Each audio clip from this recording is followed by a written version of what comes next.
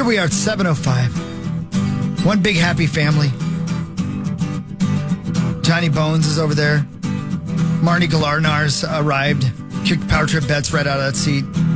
Get him out of here. Yeah, that was your best Rosen impression of get out of here. It's my seat. Betts doesn't care. Get out of my seat. I think Betts feels... And then I offered him the hem of my coat. Sure. There's no bottom.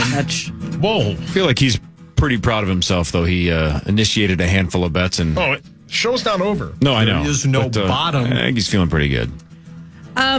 Real quick story to close the loop on Glenn Perkins being here. Drug-fueled sex orgies. What? Marnie? And? So Perk was here last Friday, and remember when he told that story about playing in the high school all-star game in Jordan? Yeah. And Joe Mauer got rung up on a pitch that was 1.5 feet outside. Yeah. A called third strike. The contact that Sauce and I have from By the Yard, who is a friend of the show, his name's Jacob. He emailed me and he said, "Hey, you know the pitcher that Glenn Perkins was talking about that got Joe Mauer rung up? That was me." Wow. Oh, no, really? Yeah. Jacob's A+. And he verified the story. And so that it was not even close to a strike. Jordan, correct. And the game was in Jordan and, a little hometown fever, but he was the pitcher that threw that ball. What are the odds of that? That's so crazy. Yeah. I calculated it was 1 in million. I don't know. 1 in million? 1 in million. The odds. Funny story. Pretty cool. Yeah. Glenn was great, though. Yeah, he was great. He's good at the game. He's good radio. He's a good guy. Yep, I like that he specifically trash-talked you, that he outscored you despite losing. Seemed very happy that he scored more than you. Yeah, that can't happen again. No, well. Martin's on Friday. The Power Trip is at the Mall of America. I'll be there. For Black Friday. You will be there to defend your title, right? Oh, that's right. You won in dramatic fashion last Black Friday. Yeah, and I was terrible last Friday. I got one at the very end, a mercy hump day. Yeah. Whoa. So... Hey, Zacho, since you're laughing back there. No. Yeah. 2 pretty gigantic prizes on Friday. Can you walk our listeners through what's on the line at Mall of America Black Friday? That's a great question, Cor. Take your time. Man, I love when you ask good questions. I thought he knew because he was a part of the idea. Well, I was a part of the idea. I wasn't a part of the... hey, Star. I didn't get the confirmation. update on the actual... So, I'm pretty sure...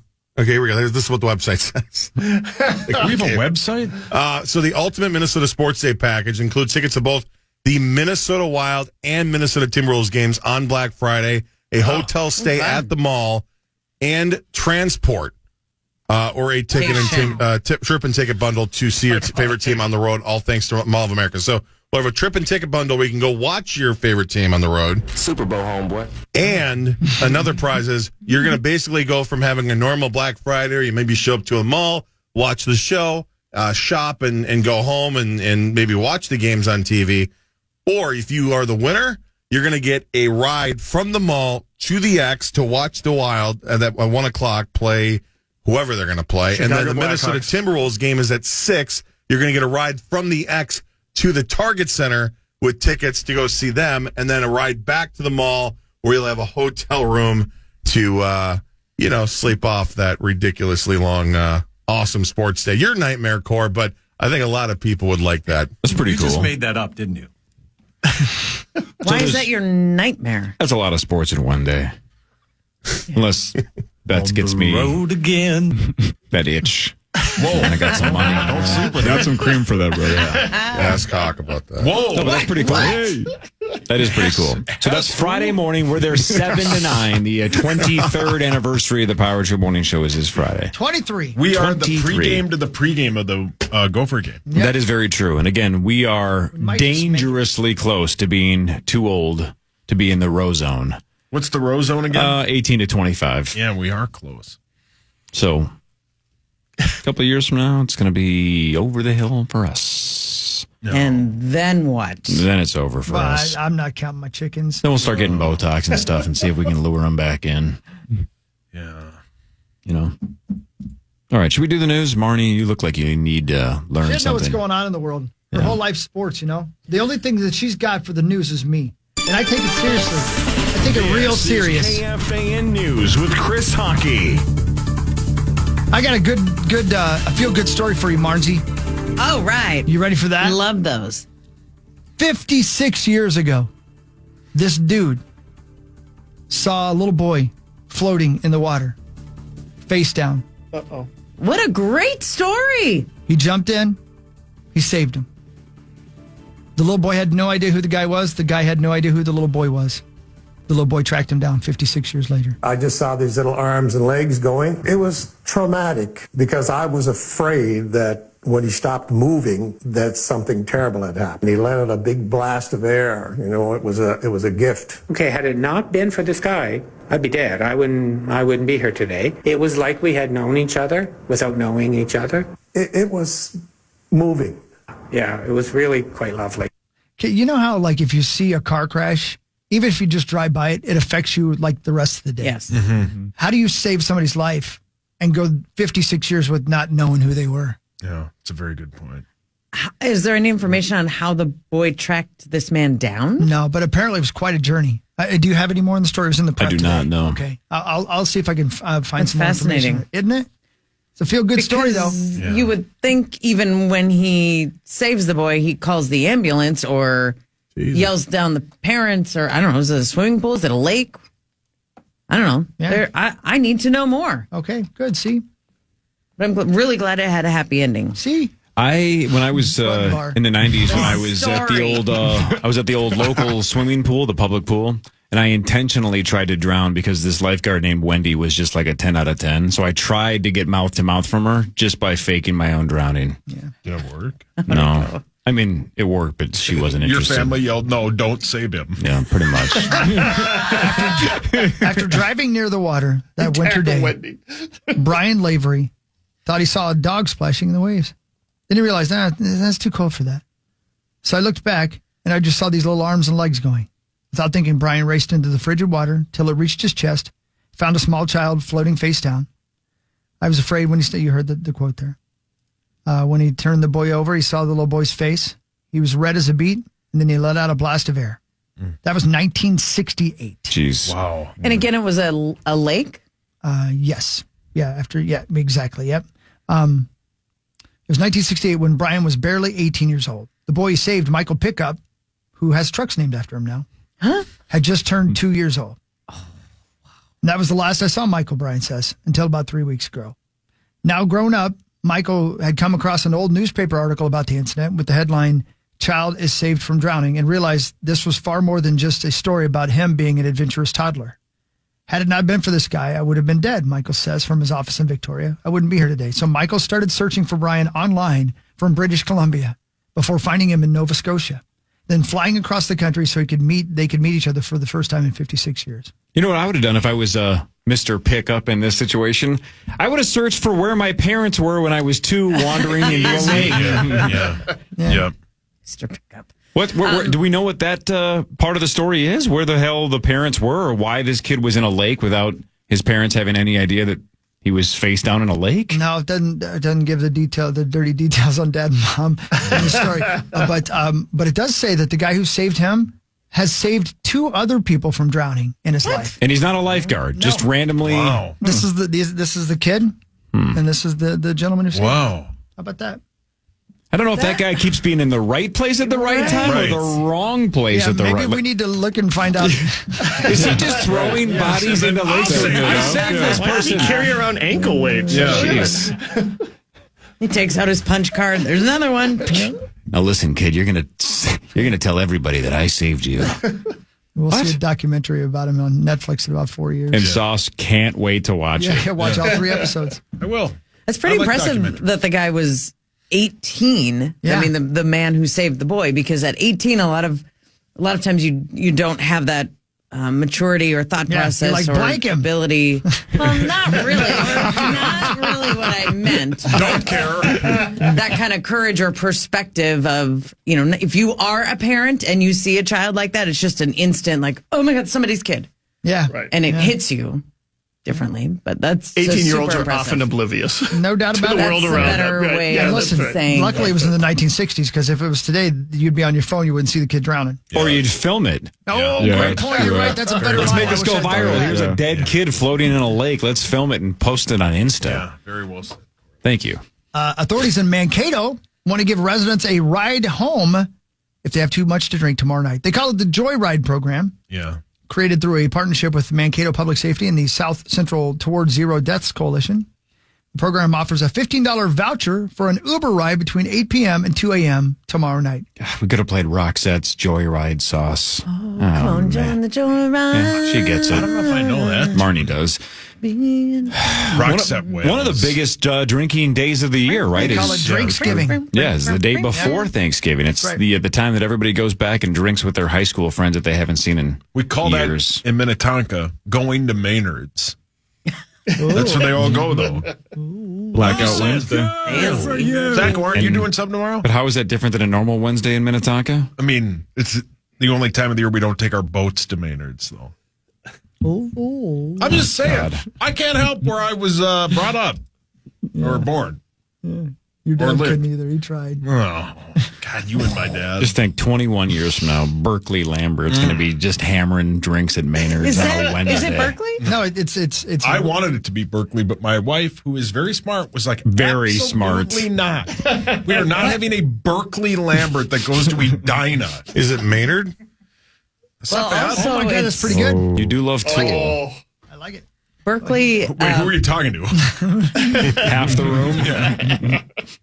Just to follow up, the Berkeleys I know are girls. Exactly. That's why Kel's smart. It's not Yeah. a bad name. It's just I not a didn't know great that. name for a boy. My niece. Berkeley Lambert. Have I ever met a? I don't believe I've ever met a Berkeley. Yeah, it's a newer name. My niece, who is 13, her name is Berkeley, and then my daughter has a couple of girls she goes to school with.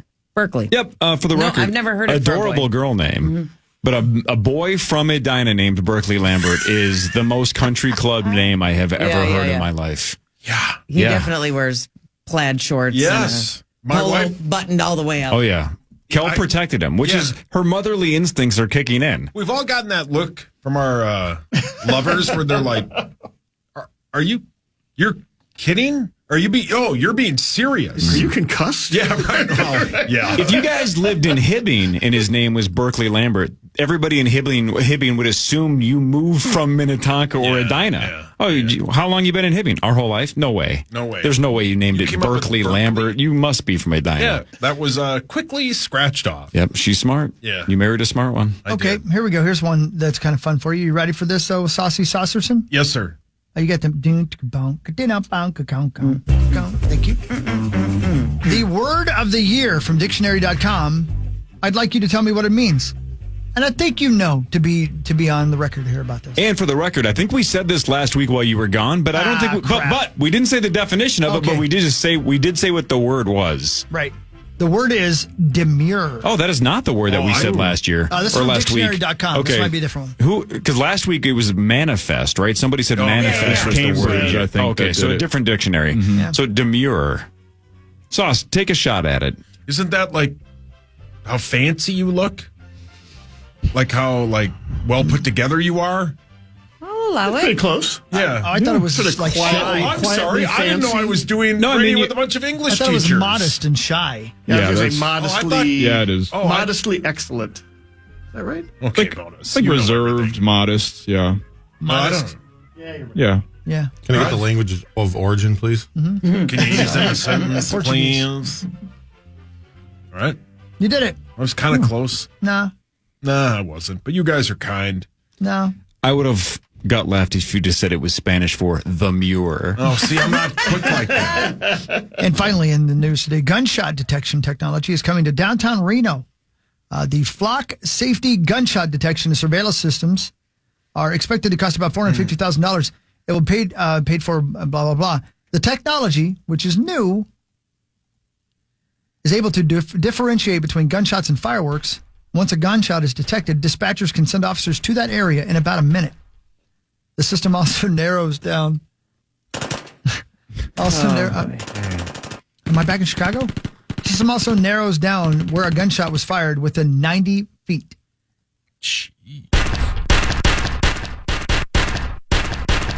Oh, my God. Jeez, Becky. Man. It took a lot to get that guy to drop. I tell you. So there you go. I've heard of technology like this before, but they're really narrowing it in now. They're getting it done. Be good for us, right?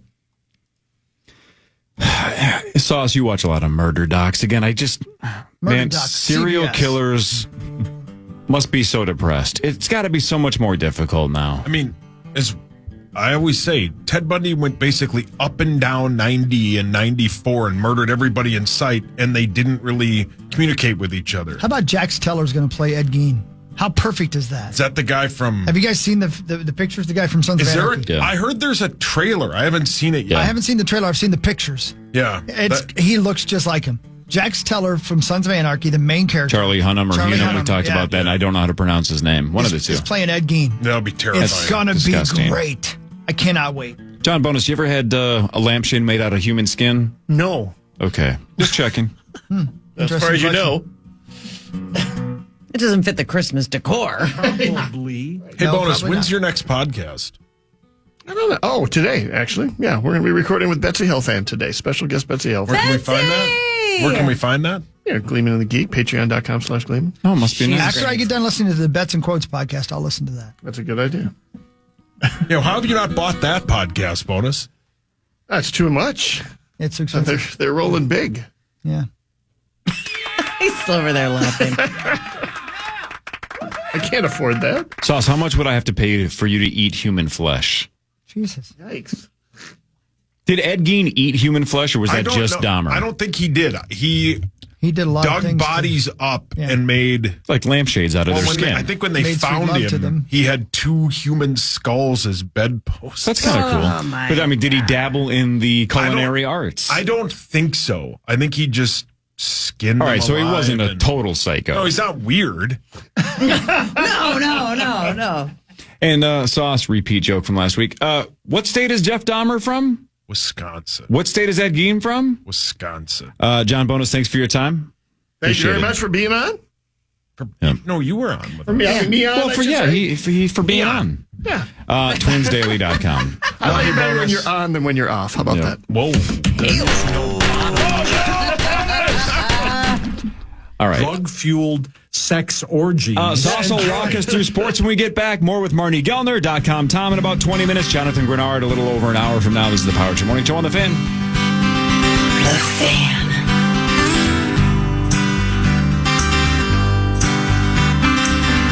Off. KFAN.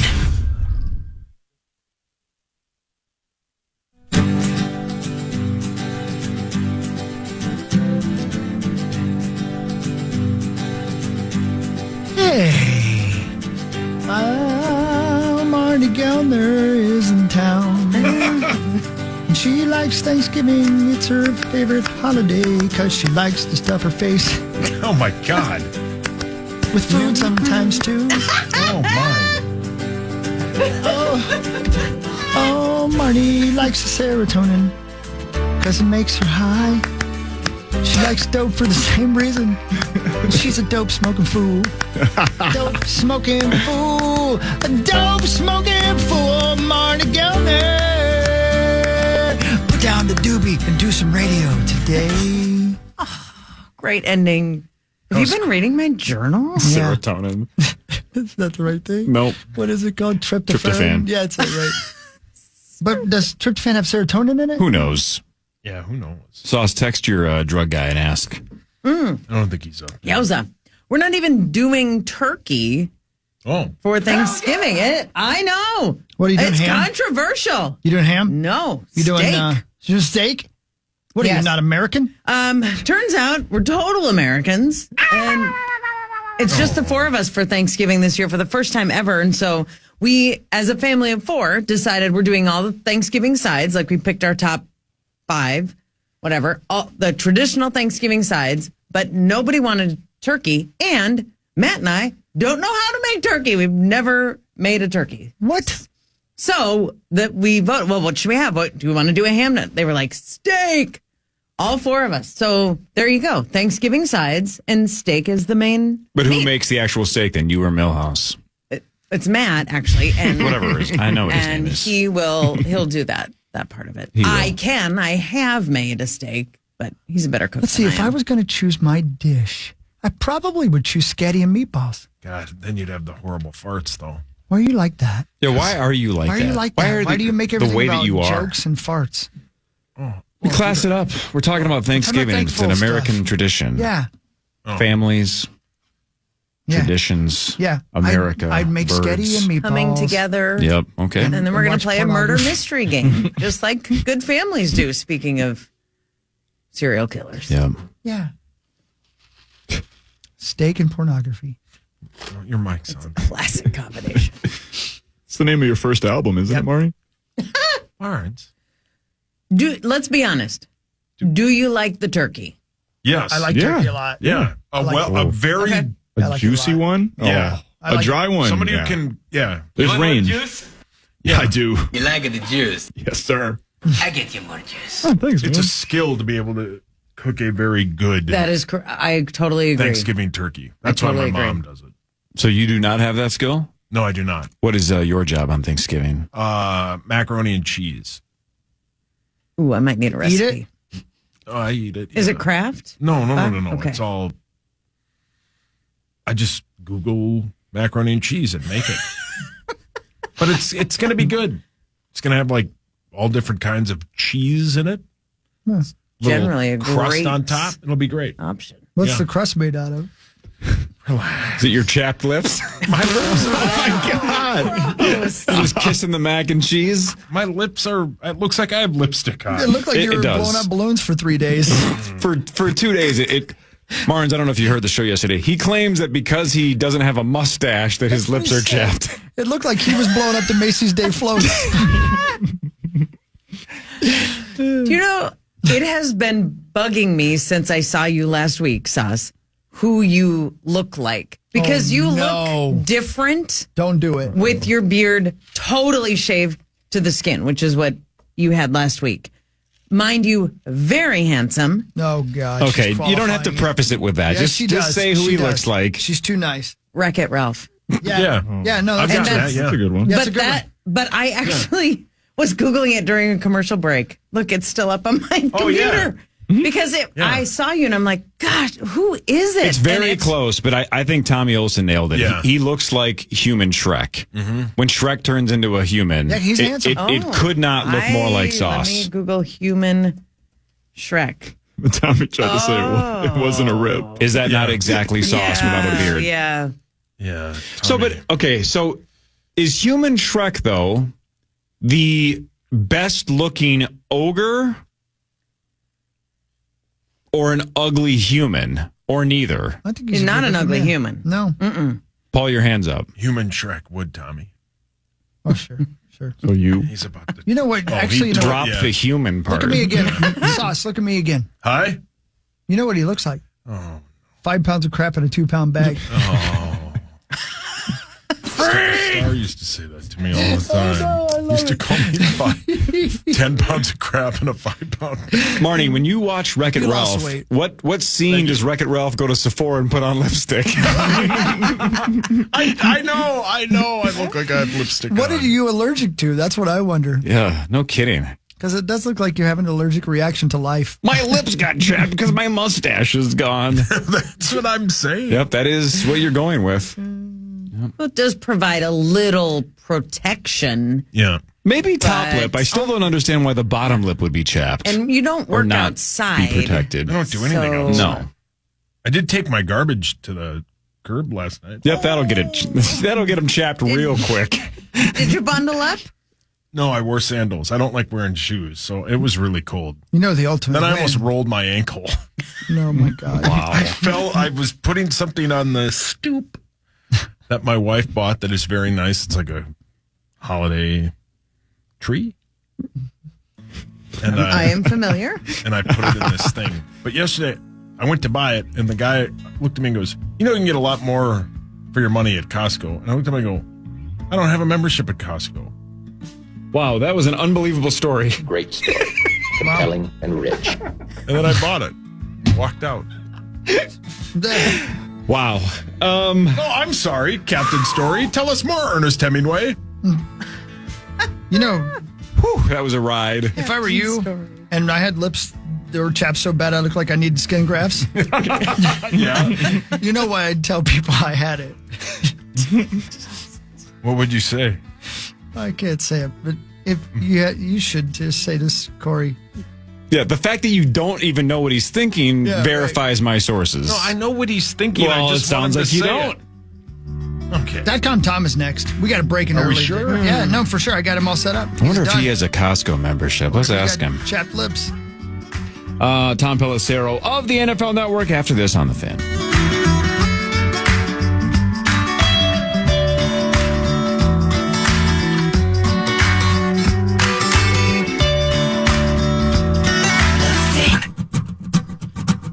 All right. Hey, welcome back. It's Power Trip Morning Show. It's 7:42, and because it is Thanksgiving on Thursday, and we always have .com Tom Pelissero on with us on Thursdays, he was nice enough to reach out to me last night. We set it up so he can join us right now on a Thursday, thanks to our friends at Bell Bank.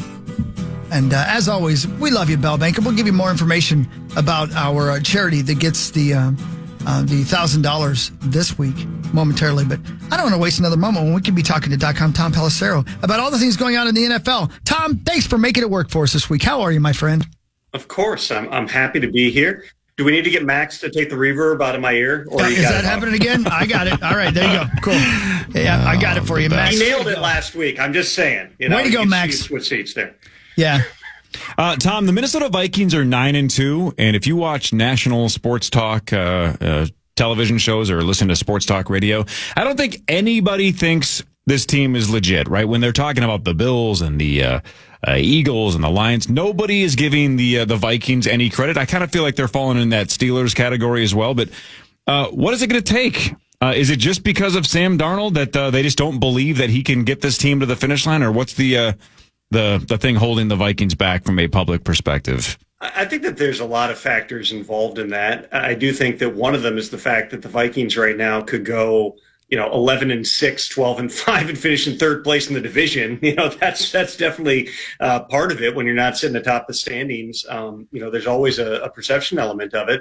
I also, and I talked about this on the Insiders yesterday, I think part of it is, they weren't the heroes of the offseason. A lot of times, your perception in the season is influenced by your perception of the offseason. I think that a lot of people, just if they were objectively looking at that, would have put the Vikings more than likely fourth, maybe third, but nobody was putting them above the Lions or the Packers within the division. And a lot of people thought the Bears were going to be the other team that was going to be a factor.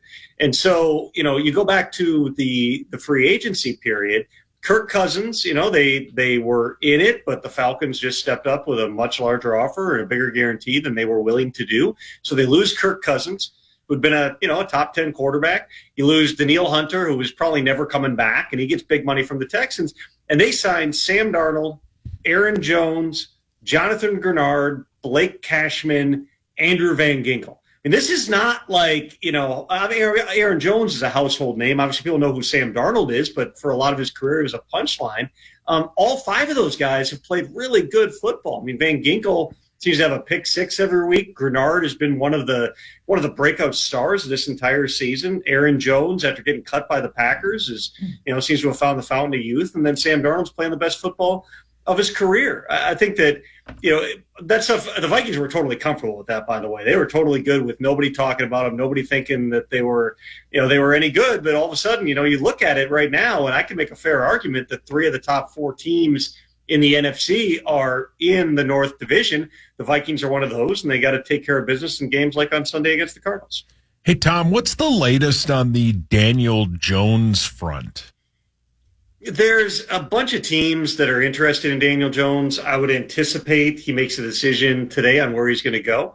It's going to, in all likelihood, be as a backup quarterback. He's got, whatever it is, 6 weeks here plus playoffs to learn somewhere and pick up a new system and, get exposed to a new coaching staff. I wouldn't think that this is going to be a multi-year type of a deal. Somebody's going to sign him for the minimum, if not to the practice squad, and see if they can bring him along. I mean, Daniel Jones is and I've spent enough time around him. Like, he's a physically impressive dude. He is big. He is well built. He's muscular.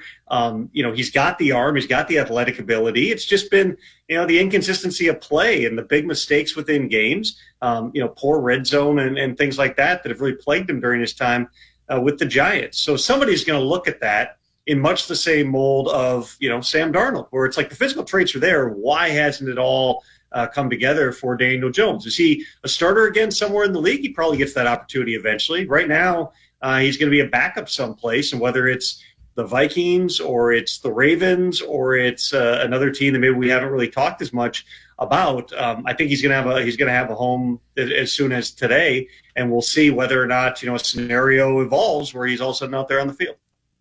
Hey, Tom, the game last week with the Browns and the Steelers, the snow game, I found myself just completely drawn into it because of the visual. I think Jameis Winston, after the game, called it an NFL Films kind of moment. Yeah. And I'm wondering, from a guy like you and maybe your colleagues, you cover thousands of football games and players, and they can kind of all look the same or seem monotonous. When something like that happens and there's just a totally different visual and there is some nostalgia in it, you're thinking old time football, does that hit you a little different too, even a guy who's knee deep in it like you are? I would say two parts to that, Marty. First of all, covering a game like that, being on the sideline kind of sucks. Like, let's be honest. Like, if you're out there and the wind's whipping and you got snow in your face, like I sort of lean into it and I just go full weatherman style. But I've covered some brutal games, like in the COVID season in 2020 when we weren't even allowed to be on the field, and I'd be in a completely empty Lambeau Field, like 20 rows up in the bleachers, because that's all the closer I was allowed to be to the field, and just getting blasted with snow and sleet and wind. And it's ridiculous. Sit on the couch. I love it. Absolutely. I think that's fun. I mean, I think, so many of us who grew up in a certain generation, like you'd get the new, Madden 94 video game. And I know I would always set the settings to snow. You wanted the white field and everybody's slipping and sliding. Yeah, it's absolutely fun to watch. The unfortunate part, and this is just a reality of how stadiums are getting built now, is, the Browns are looking at a roof stadium, which would take all the lake effect and the snow and all those things out of the equation. That's just because they want to be able to use the stadium year round, just like the Vikings, obviously. Nearly had an outdoor stadium in Arden Hills. They ended up striking a deal in Minneapolis for a stadium where you could have a Metallica concert when the Vikings are out of town. But yeah, there is something about having the game in those conditions that I still love just as a viewer. Hey, Tom, we heard Mike Pereira during the Vikings game a couple days ago that he broke down that the boundary cams weren't something that every NFL team or every NFL stadium had. So that replay officials aren't necessarily allowed to look at those boundary cams because it's not fair, because not every stadium has them. Well, the NFL quickly apparently has responded saying that boundary cameras are going to be at all stadiums by the end of this year. Isn't it kind of crazy that that's been the case, that a multi-billion-dollar industry like the NFL was going cheap and not implementing these kind of cameras at every single stadium? Well, Bill Belichick was banging that drum, Corey, for like a decade. And every year the Patriots would propose goal line cameras, boundary cameras. And every year it got shut down because there is a cost element to it. There are some older stadiums where it might be a little bit more difficult to install those. But I'm with you. I mean, this seems like it's a no-brainer. Listen, we can't fairly judge officiating. I know that there's so many people who every time a call is missed and they sit there going, how in the world did they miss it? Sometimes Sam Darnold gets his head ripped off Exorcist style and against the Rams. And you're like, yeah, you probably should have seen that. But there's a lot of other stuff that we only see now because of instant replay, because of freeze frames, high definition TVs, having a ton of different angles. They've instituted the Hawkeye technology where they can sync up different angles now. And that helps the replay assist, which is, definitely expedited some things in games. You've got other scenarios still where there's plays and you're like, how was that not just fixed? Why did they have to challenge that? The NFL is still trying to strike that balance. The boundary cams will definitely help. They're not perfect, because you can have the shot straight down the goal line, for instance, and if there's a sea of bodies, you can't see it. But I know that everybody as viewers gets frustrated when you're looking at whether or not a ball crossed the goal line, and because it's the sixth game on CBS at 1 p.m. Eastern on a Sunday, you're looking at an angle that's like 10 degrees off, and you're like, well, how can we not just get it on the goal line. Roger Goodell, views it a lot like a fan in that regard too. So I'm sure he's been asking the questions.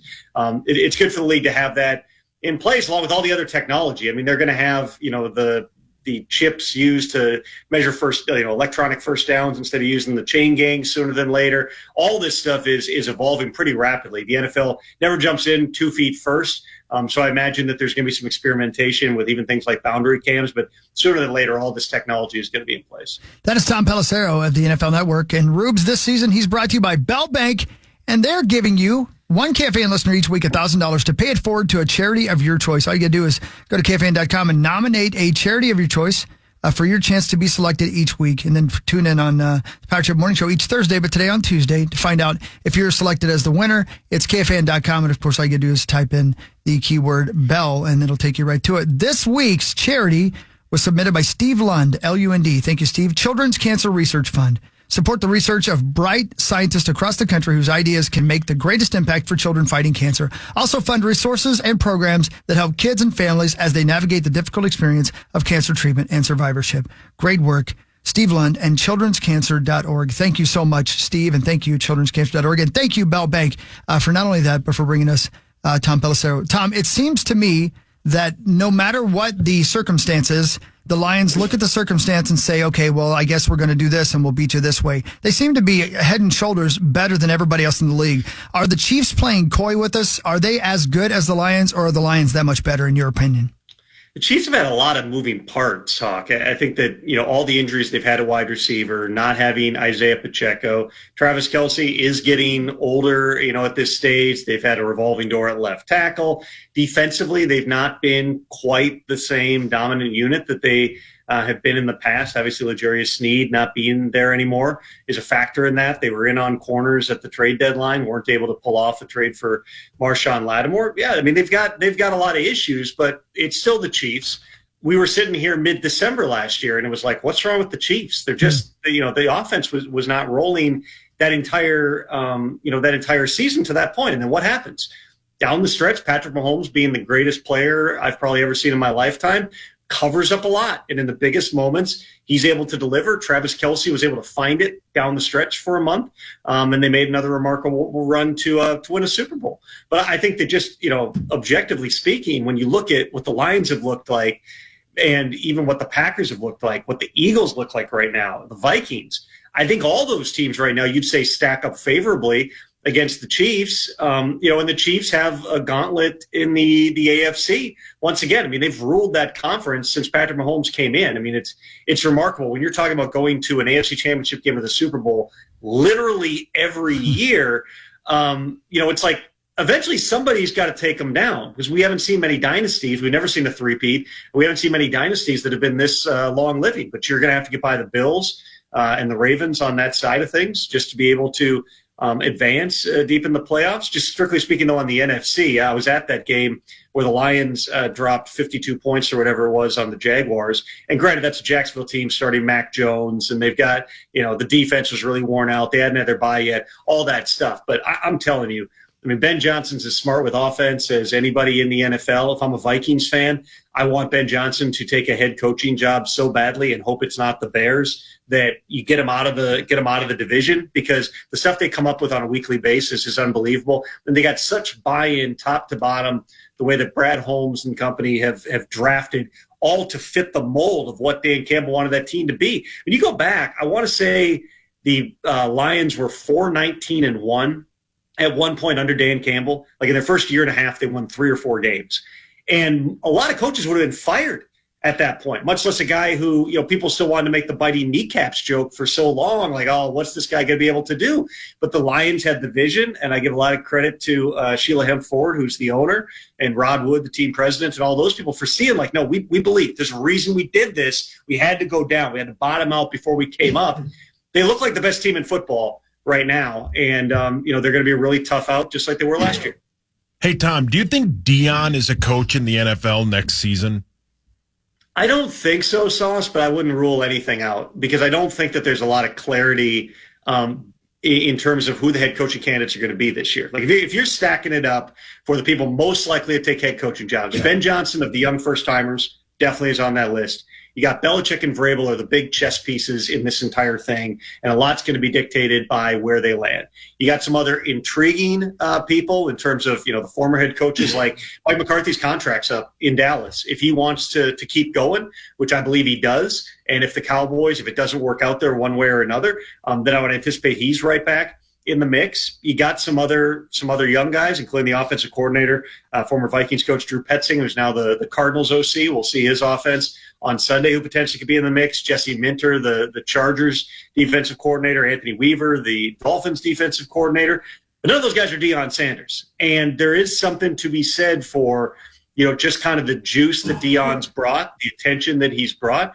I think that it's difficult to see how that would play out. I mean, let's say the Raiders decide to go one and done on Antonio Pierce, and they've got a top pick, and they can get Shedeur Sanders, and it's the rare occasion where Deion could coach his son. I don't know how well that dynamic would work. I mean, the last thing I saw with Shedeur was apparently pushing an official in a game on Saturday. There's enough signs there that maybe Shedeur getting outside of being coached by his father might be a good thing for him in the big picture. But you can't rule anything out this time of year because there's always a hire or two that are a little bit off the wall. If somebody hired Deion, it would be a surprise to me based on, as he put it, the kickstand he's put down at Colorado. You just got the number one or one of the top quarterback recruits in the country. But never say never, especially when you're talking about, one of the greatest players we've ever seen who's now proven to be a pretty good coach too. Are you working Thanksgiving? Sort of. I'm going to have enough people coming and going from the house that it's going to be hard for me totally to just stand in front of the TV for 10 straight hours. But I'm going to give it my best effort, Corey. I'm going to be doing everything I can to take as much of those games in as possible. All right, dude. You're the best, man. Thanks, you, Tom. Thanks, Tom. Thanks, everybody. Thanks, Bill Bank. See you. Yep. See you, man. Yeah, thank you, Bell Bank. Tom Pelissero, NFL I got to tell Network. you, man, I've said this consistently in my entire career, if you want to call it that. I'd stay in college if I had a choice between college and pro football. I know it's probably a 365-day-a-year job, even more so than coaching in the pros. I have no interest in coaching in the pros. If I had to choose between staying in Colorado or going to Dallas, I would definitely stay in Colorado. What about you? Even with the NIL and the kind of wild west and transfer portal, that does the nonstop recruiting thing is the annoying part, is right? the hard part. You gotta love that, otherwise it's going to be a drag. Yeah, and you're right. That's a great point, Marty. Because the whole thing, my whole point about it always was, you get kids who are, a good percentage of them know they're probably not going to play in the NFL, so they really care about winning. They're playing for their team and their teammates, and I always love that aspect. But that's probably gone now with the NIL. I think Deion has also recruited the number one quarterback in He did say that like 30 seconds ago. Who did? Tom Pelissero. Yeah, no, I'm sorry. That's okay. You were sneezing. I was, yeah. You were. Are you okay? Are your ears chapped too? Are you allergic to your lips? No. Sorry. I am most of the week. I didn't want to blow my nose in here, so I went out. Sorry, I didn't hear that part. I'm failing miserably.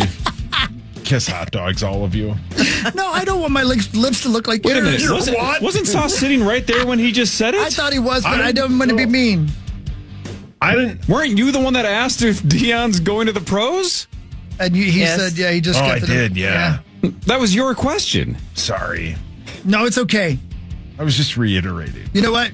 That's what Wreck-It Ralph does. He wrecks interviews. We got to get the soundbite. I'm going to wreck it. And then before, anytime where Sauce raises his hand for a question for an interview, I'm going to wreck it. I'm going to wreck it. Don't make me do it. Haul your hands up. I'm going to wreck it. Sauce, you have a whole hour to wreck when we come back. It's the 8 o'clock hour of the Power Trip Morning Show. Hey, you can wreck the Jonathan Grenard interview. That's in like 40 minutes, Power Trip Morning Show fan.